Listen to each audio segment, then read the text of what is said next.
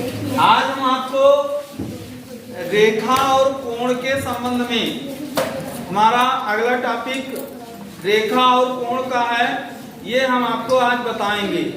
तो सबसे पहले हम आपको रेखा के बारे में बताते हैं कि रेखाएं क्या होती हैं, रेखाएं किसे कहते हैं और रेखाओं के कितने भाग होते हैं, इनके संबंध में हम आपको आज बता रहे हैं। तो सबसे पहले बात आती है रेखा की। रेखा किसे कहते हैं? रेखा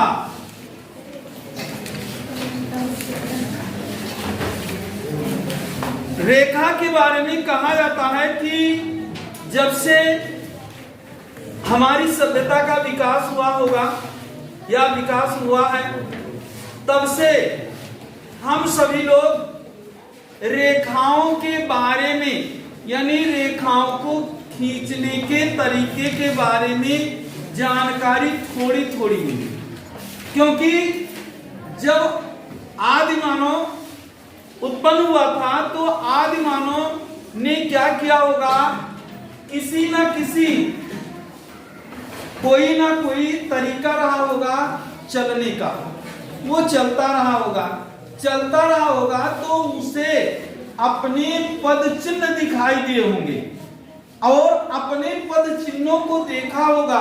तो जब अपने पद चिन्हों को देखता गया होगा तो सोचा होगा कि इस क्षेत्र से हम निकले हैं, तो उसने क्या किया, उस क्षेत्र की ओर जाना शुरू किया। क्योंकि उसको क्या आवश्यकता थी, उसको आवश्यकता थी भोजन की। भोजन मनुष्य की सबसे बड़ी आवश्यकता होती है। अगर भोजन ना होता, भोजन की आवश्यकता ना हुई होती तो शायद आज हम सभी लोग इकट्ठा ना हुए होते, यहाँ पर ना आए होते। यहाँ हमको कोई जरूरत नहीं थी भाई। जब हमको भोजन की आवश्यकता नहीं है तो हमें क्या जरूरत है काम करने की, और जब हम काम करेंगे तो जाहिर सी बात है ऊर्जा का ह्रास होगा। जब ऊर्जा का ह्रास होगा उसके लिए हमें क्या आवश्यक होगा, भोजन की आवश्यकता होगी। तो इसलिए मनुष्य का जब विकास हुआ होगा, जब मनुष्य के ज्ञान का उद्भव हुआ होगा, तो उसे क्या जरूरत लगी, काम करने की आवश्यकता हुई। काम करने के लिए उसे भोजन की आवश्यकता पड़ी। तो भोजन की तलाश में मनुष्य जगह जगह भटकने लगा और भटकते भटकते क्या किया, एक दिन एक जगह से भोजन ले आया तो दूसरे जगह हो सकता है वहां पर समाप्त हो गया हो तो अन्यत्र गया होगा। लेकिन ये क्रम क्या हुआ, लगातार जैसे ये कोई जंगल है, इस जंगल में मनुष्य ने क्या किया, घूमना शुरू किया। यहाँ पर तमाम पेड़ पौधे और झाड़ियां थी और यहाँ पर तमाम पेड़ पौधे और झाड़ियां थी। यहाँ पर फल लगे हुए थे, ये फल विभिन्न प्रकार के थे फल, और यहाँ पर इन फलों को क्या किया, मनुष्य को भूख लगी। भूख के लिए ये क्या किया, दौड़ना शुरू किया, चलता गया। इस प्रकार से ऐसे ऐसे चलता गया। क्योंकि पहले क्या होते थे, रास्ते नहीं थे। जब रास्ते नहीं थे तो क्या करता था, पैदल ही अपना चलता था। जहां पर हिंसक जानवर, तमाम जीव जंतु रहा करते थे, लेकिन पेट भरने के लिए वह हिंसक जानवरों को भी देखते हुए, नजरअंदाज करते हुए अपनी भोजन की तलाश में पहुंचे। तो इससे क्या आभास होता है कि वह एक रेखा के ऊपर चले, यानी वह अपने पद चिन्हों पर चले। पद चिन्ह क्या हुए, एक पद चिन्ह से दूसरे पद चिन्ह, दूसरे पद चिन्ह से पहले, उसके पहले वाले पद चिन्ह, इस प्रकार से एक क्रम में चलते गए। तो ये जब चलते गए तो इनको क्या किया गया, मिलाया गया होगा। जब मिलाया गया होगा तो सोचा गया होगा कि ये किस प्रकार से होते हैं। तो जैसे हम क्या करते हैं, एक इस रूप में एक बिंदु के माध्यम से, एक बिंदु के माध्यम से हम निरूपित करते हैं। तो ये मनुष्य का पहला कदम, दूसरा कदम, तीसरा कदम, चौथा कदम, पांचवा कदम, इसी प्रकार से ये कदम पर कदम यानी आगे बढ़ते रहे तो विभिन्न प्रकार की स्थितियों में जाते रहे। कभी इस रूप में चले होंगे, ऐसे ऐसे ऐसे ऐसे इस रूप में चले होंगे, कभी ऐसे चले होंगे, ऐसे चले होंगे। तो इनको अगर हम मिलावें, ऐसे मिला दें, इस रूप में मिला दें, तो ये क्या बनी, एक रेखा की कल्पना की गई। एक रेखा होती है, रेखा किसे कहते हैं? बिंदुओं के समूह को क्या कहा जाता है? रेखा कहा जाता है। इसलिए जब इस सभ्यता का विकास हुआ तो उस सभ्यता के विकास में सबसे बड़ी उपयोगिता हमारी क्या हुई? रेखा की हुई। रेखा के द्वारा इसी को हम क्या कहते हैं? रेखा कहते हैं। तो कहा जाता है बिंदुओं के समूह को रेखा कहते हैं।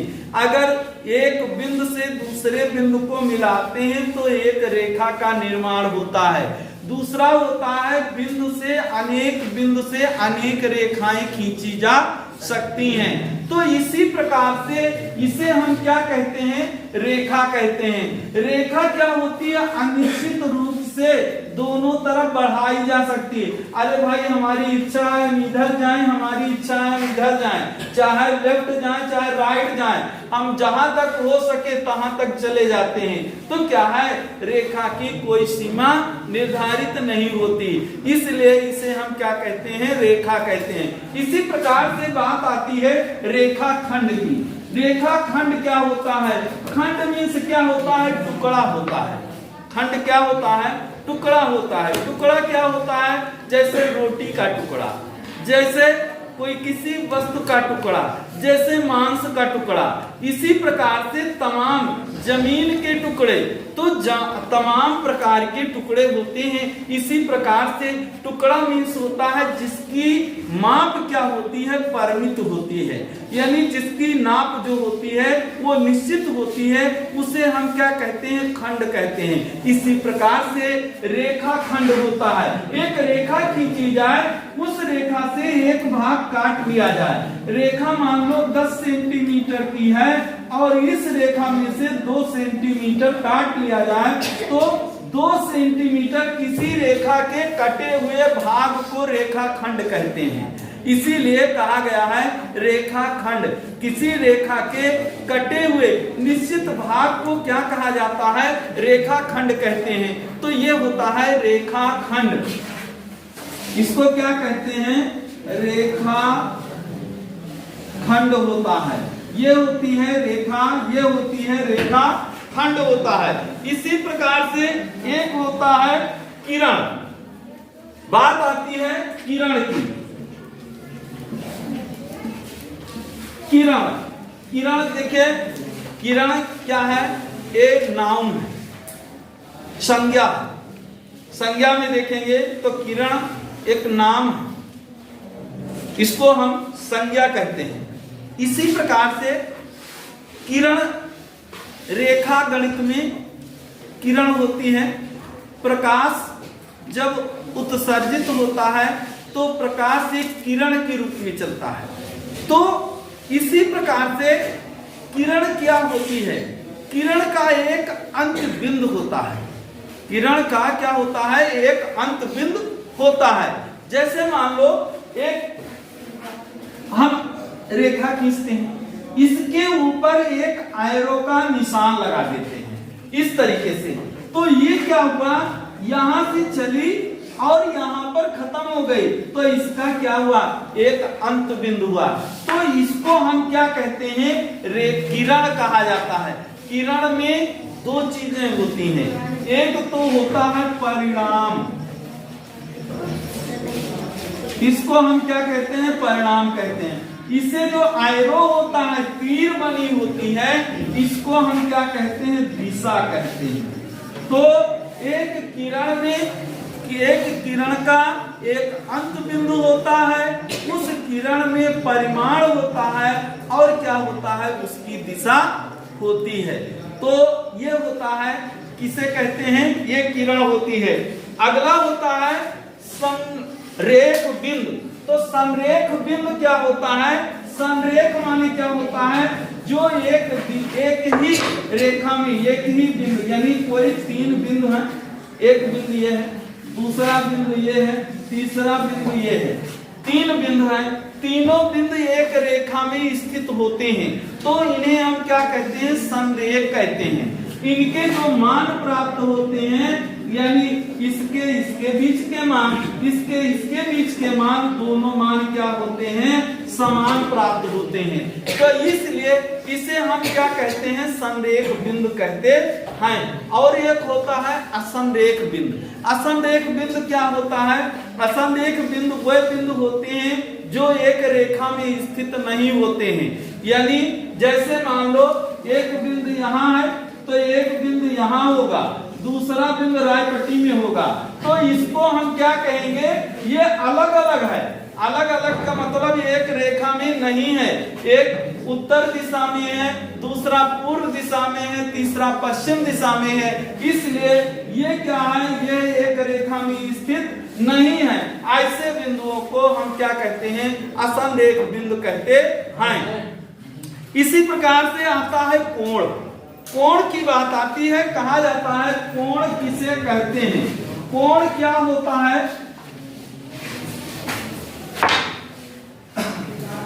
कोण, कोण किसे कहते हैं, कोण दो रेखाओं के उभयनिष्ठ बिंदु को हम क्या कहते हैं, कोण कहते हैं। एक रेखा ये है, दूसरी रेखा ये है, ये एक रेखा है, दूसरी ये रेखा है। तो यहाँ पर जहां दोनों मिल रहे हैं, दो रेखाओं के उभयनिष्ठ बिंदुओं को हम क्या कहते हैं, कोण कहते हैं। इसे क्या कहा जाता है, कोण। कोण को किससे व्यक्त किया जाता है, थीटा से व्यक्त किया जाता है। तो कोण के बारे में कहा जा सकता है कि दो उभयनिष्ठ बिंदुओं को कोण कहते हैं।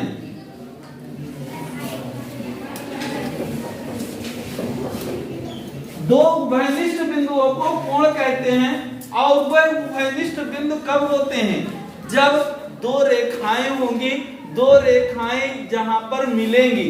जैसे एक रेखा ये है, दूसरी रेखा ये है, और ये दोनों रेखाएं यहाँ पर मिल रही हैं। जहां पर कोई स्थान निश्चित किया गया है, ये देवभूमि है, इस देवभूमि पर दो लोग आए और जहां पर दोनों इकट्ठा मिल गए, जहां पर ये मिले, उस स्थल को हमने क्या नाम दे दिया, मीटिंग स्थल। मीटिंग स्थल को के बीच जो कोण बना, उसे यानी जो बना, जो आकृति बनी, जो उभयनिष्ठ बिंदु हुआ, जो मीटिंग स्थल हुआ, उसी को हमने नाम क्या दे दिया, कोण कहा गया। अब कोण के बाद आता है कि कोण की माप करते हैं, कोण कितने प्रकार के होते हैं। तो आते हैं हम कोण के प्रकार की ओर। तो कोण के प्रकार क्या होते हैं, कोण के प्रकार।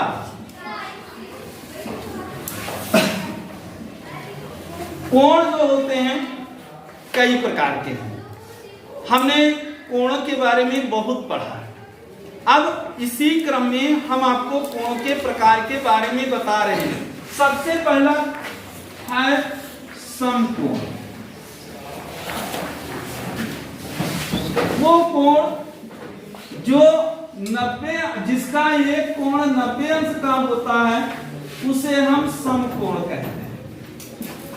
ये क्या है, समकोण होता है। दूसरा होता है न्यून कोण।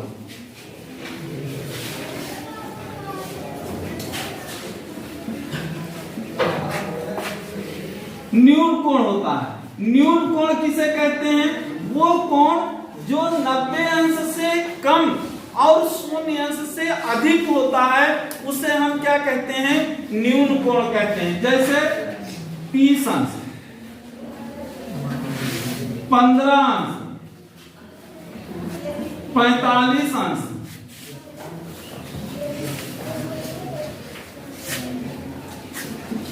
जैसे 70 अंश।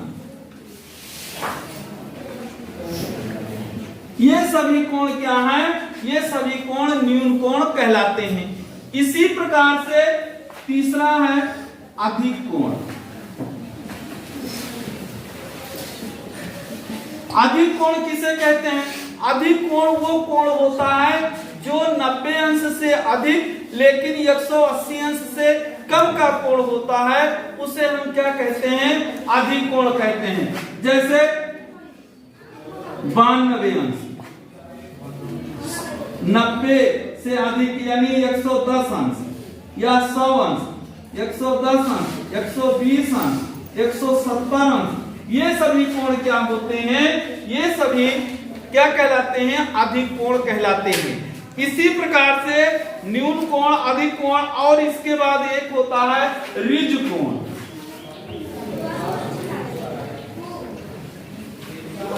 ऋजु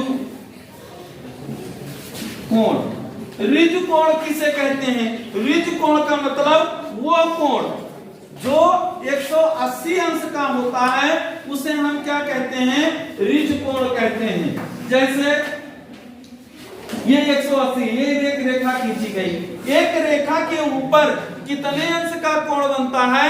180 अंश का कोण बनता है, तो इसे हम क्या कहते हैं? ऋजु कोण कहते हैं। यानी कौन कौन से कोण हुए? समकोण, न्यून कोण, अधिक कोण और ऋजु कोण। तो इसी प्रकार से एक होता है प्रतिवर्ती कोण या जिसे हम बृहत् कोण कहते हैं। जो 5वां है प्रतिवर्ती कोण या बृहत् कोण। प्रतिवर्ती कोण किसे कहते हैं? वो कोण जो 180 अंश से अधिक हो और लेकिन 360 अंश से कम होता है, उन्हें हम क्या कहते हैं? प्रतिवर्ती कोण कहते हैं। जैसे एक रेखा ये खींची गई, दूसरी रेखा क्या खींची गई? ये खींची जाए, तो इनके बीच जो कोण बनता है वो क्या होगा? 180 अंश से अधिक। ये 180 अंश से अधिक है और 360 अंश से कम है। ऐसे कोण को हम क्या कहते हैं? बृहत् कोण या प्रतिवर्ती कोण कहते हैं। जैसे मान लो ये है 200 अंश, 250 अंश और 300 अंश, 310 अंश, 320 अंश, ये सभी कोण क्या कहलाते हैं? प्रतिवर्ती कोण या बृहत् कोण कहलाते हैं। इसी प्रकार से एक होता है संपूर्ण कोण।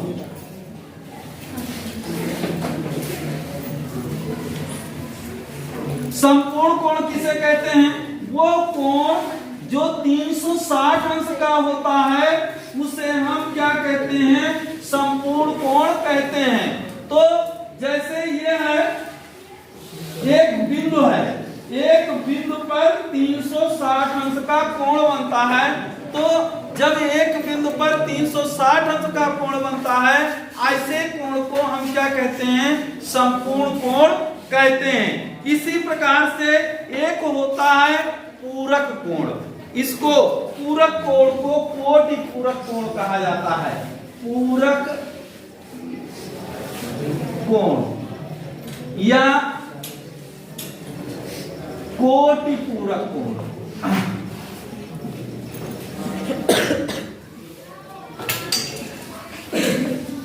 यदि दो कोणों का योग 90 अंश होता है, यदि दो कोणों का योग 90 अंश होता है, तो उसे हम कोटि पूरक कोण या पूरक कोण कहते हैं।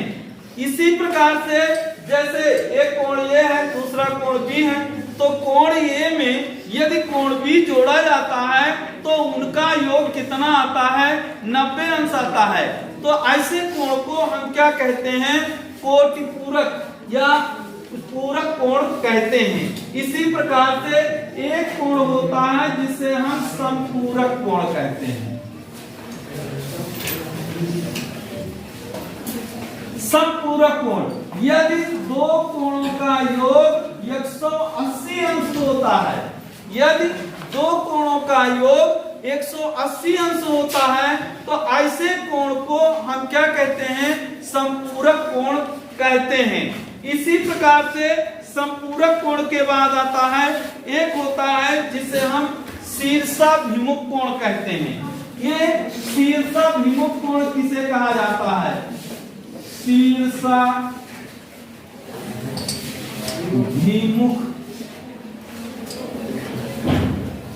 कोण होता है। शीर्षाभिमुख कोण यदि दो कोणों को इस प्रकार खींचा जाए तो इनके जो कोण होंगे ये कोण क्या कहलाते हैं? शीर्षाभिमुख कोण कहलाते हैं। इसी प्रकार से ये कोण होते हैं, कोण और भी हैं जिनको आसन्न कोण भी कहा जाता है। इसी प्रकार से एक कोण होता है जिसे हम शीर्षाभिमुख कोण के बाद रैखिक युग्म कोण भी नाम देते हैं। तो विभिन्न प्रकार के कोण जो होते हैं वे विभिन्न प्रकार के हैं। समद्विभाजक कोण होते हैं, जो एक होता है समद्विभाजक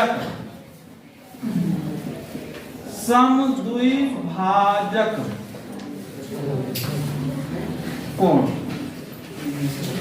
एक रेखा खींची जाए, यदि एक रेखा खींच करके और इनके बीच कोई कोण निर्मित किया जाए तो वो रेखा जो बने हुए दोनों कोणों को समान रूप से विभाजित करती है, ऐसे कोण को हम क्या कहते हैं? समद्विभाजक कोण कहते हैं। तो ये समद्विभाजक कोण भी कहलाते हैं। इसी प्रकार से ये होते हैं हमारे कोण होते हैं, इनको हम कोण के रूप में व्यक्त करते हैं। Note this.